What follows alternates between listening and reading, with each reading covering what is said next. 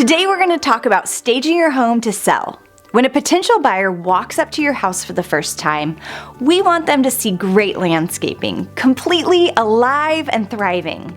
This may require you planting fresh flowers along the walkway or potting a couple of plants by the front door.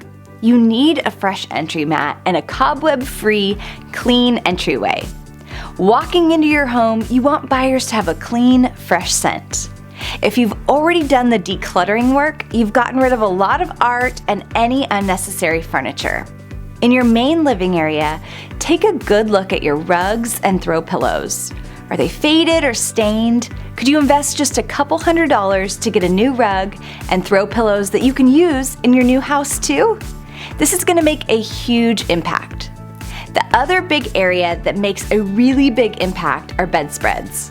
Prior to any photos being taken or buyers walking through the house, I have a fresh comforter to throw on all of my kids' beds. This changes the room instantly. Make sure your home has neutral paint colors, white, gray, or taupe. If you have some bright colored walls, consider spending a weekend with a paint roller. Last item that's a little more major, light fixtures. If you have it in your budget to change out your chandelier or pendant lights to update your look, do it. There's a couple of great options at your local hardware store or online. Okay, you're just about ready.